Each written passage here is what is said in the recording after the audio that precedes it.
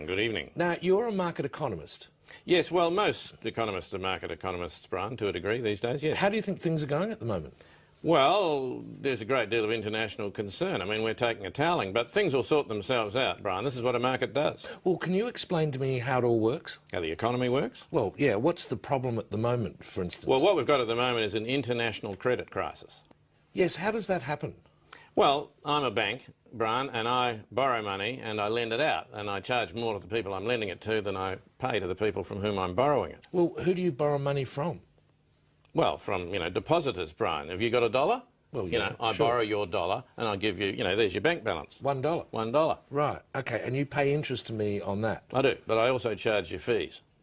Well, why do you charge me fees? Because, Brian, I'm looking after your money. Your money is secure with me. I'm a bank. I mean, this is a very important amount of money. This is probably your nest egg. It's safe with us. And how much interest do you pay me? Approximately the same as I'm charging you in fees. Oh, good deal for me. Well, your money's secure with us, Brian, and I then lend that money to businesses, and those businesses generate income. This is how we build an economy. Yeah. And they put that income into the bank? They do, of course, Brian, and that builds the savings pool, and we can invest more money. Well, who do you lend that to? Well, to people who need credit, Brian. You see, money creates more money, so if we can create money that creates more money, we're broadening the economy, we're expanding it all the time. Yes. But shouldn't people just buy the thing they can afford?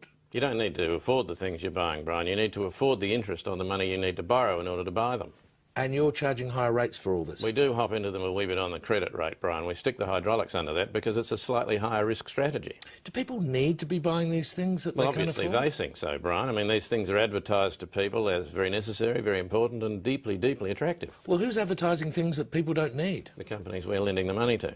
So, OK, then you bought into the US subprime housing market. Well, Brian, so concerned are we to build a better Australia. You helped build a worse America. Yeah, well, that was an accident, Brian. What we were doing was investing in the international investment market. And that's been a disaster. It, frankly, famously, hasn't been a huge success hitherto. Well, so what are you going to do? Well, now you give me $700 billion immediately.